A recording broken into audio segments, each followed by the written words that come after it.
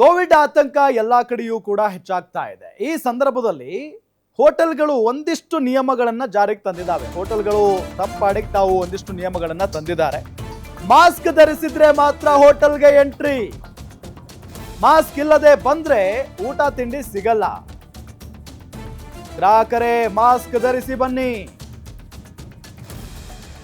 Board ಹಾಕಿದ್ದಾರೆ hotel ಮಾಲೀಕರು. ಗ್ರಾಹಕರೇ ಮಾಸ್ಕ್ ಧರಿಸಿ ಒಳಗಡೆ ಬನ್ನಿ ಅಂತ ಹೇಳಿ ಬೋರ್ಡ್ ಹಾಕಿದ್ದಾರೆ. ಮಾಸ್ಕ್ ಧರಿಸಿದ್ರೆ ಮಾತ್ರ ಹೋಟೆಲ್ಗೆ ಎಂಟ್ರಿ.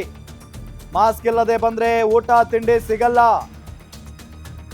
ಗ್ರಾಹಕರೇ ಮಾಸ್ಕ್ ಧರಿಸಿ ಬನ್ನಿ ಅಂತ ಹೇಳಿ ಹೋಟೆಲ್ನ ಮುಂಭಾಗ ಬೋರ್ಡ್ ಅನ್ನ ಹಾಕಿದ್ದಾರೆ ಮಾಲೀಕರುಗಳು ಅನ್ನೋದು ಗೊತ್ತಾಗ್ತಾ ಇದೆ. ನೋಡಿ, ಒಳ್ಳೆಯ ಬೆಳವಣಿಗೆ, ಮುಂಜಾಗ್ರತಾ ಕ್ರಮ ಇದು. No entry without mask. Mask ಇಲ್ಲದೆ ಇದ್ರೆ ಒಳಗಡೆ ಬಿಡಲ್ಲ. ಸೊ ಒಳ್ಳೆ ನಿರ್ಧಾರನೇ. ಯಾಕೆ ಅಂತ ಹೇಳಿದ್ರೆ ಒಂದ್ ಕಡೆ ಹೋಟೆಲ್ನಲ್ಲಿ ಬಹಳಷ್ಟು ಜನ ಬರ್ತಾರೆ ಊಟ ತಿಂಡಿಗೋಸ್ಕರ. ಅಲ್ಲಿಯೂ ಕೂಡ ಈ ಕೊರೋನಾ ಯಾರಿಗಾದ್ರೂ ಇದ್ಬಿಟ್ರೆ ಬೇಗ ಸ್ಪ್ರೆಡ್ ಆಗಿಬಿಡುತ್ತೆ. ಹಾಗಾಗಿನೇ ಆದಷ್ಟು ಮಾಸ್ಕನ್ನು ಯೂಸ್ ಮಾಡಿ. ಇದು ನಿಮ್ಮ ಸುರಕ್ಷತೆಗೋಸ್ಕರ ಅನ್ನೋ ನಿಟ್ಟಿನಲ್ಲಿ ಒಂದು ಬೋರ್ಡನ್ನು ಹಾಕ್ಕೊಂಡಿದ್ದಾರೆ, ನೋಡಬಹುದು. ನೋ ಎಂಟ್ರಿ ವಿದೌಟ್ ಮಾಸ್ಕ್ ಅಂತ ಹೇಳಿ ಹಾಕಿದ್ದಾರೆ. ನ್ಯೂ ಶಾಂತಿ ಸಾಗರ ಇದು ಹೋಟ್ಲು, ಒಂದು ಹೋಟ್ಲು, ಯಾವುದೋ ಒಂದು ಹೋಟ್ಲು.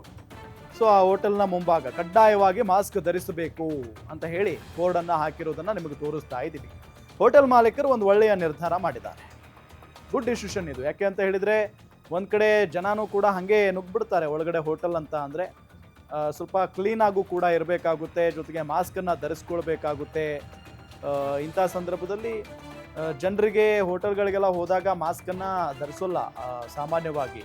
ಸೊ ಹಂಗಿದ್ದಾಗ ಹೋಟೆಲ್ ಮಾಲೀಕರು ಕೂಡ ಎಚ್ಚೆತ್ತುಕೊಂಡು ಈ ಕೊರೋನಾ ಬರೋದಕ್ಕಿಂತ ಮುಂಚೆನೇ ಸ್ವಲ್ಪ ಎಚ್ಚೆತ್ಕೊಂಡು ಬಿಟ್ರೆ ಎಲ್ರಿಗೂ ಕೂಡ ಒಳ್ಳೇದಲ್ವಾ. ಹಾಗಾಗಿನೇ ಆದಷ್ಟು ಈ ಬೇಸಿಕ್ ಏನಿದೆಯಲ್ಲ, ಮಾಸ್ಕ್ ಧರಿಸೋದು, ಸ್ಯಾನಿಟೈಸರ್ ಬಳಸೋದು, ಇದೆಲ್ಲ ಮಾಡಿಬಿಟ್ರೆ ತೀರಾ ಒಳ್ಳೆಯದು ಎಲ್ರಿಗೂ ಕೂಡ. ಅದರಲ್ಲೂ ಬೆಂಗಳೂರಿನಂಥ ಮಹಾನಗರಗಳಲ್ಲಿ ಏನಾಗುತ್ತೆ, ಹೋಟೆಲ್ಗಳು ಯಾವಾಗಲೂ ಕೂಡ ಜನಜಂಗುಳಿಯಿಂದನೇ ಕೂಡಿರ್ತವೆ. ಗಿಜಿ ಅಂತಿರುತ್ತೆ ಹೋಟೆಲ್ಗಳು. ಯಾವುದೇ ಹೋಟೆಲ್ಗೆ ಹೋದರೂ ಕೂಡ ಬೆಂಗಳೂರಲ್ಲಿ. ಹಾಗಾಗಿನೇ ಸ್ವಲ್ಪ ಕ್ಲೀನ್ ಆಗಿರಬೇಕು, ಸ್ವಲ್ಪ ಅಲರ್ಟ್ ಆಗಿರಬೇಕು. ಆ ನಿಟ್ಟಿನಲ್ಲಿ ಸೂಚನೆಯನ್ನು ನೀಡಿದಾರಷ್ಟೇ.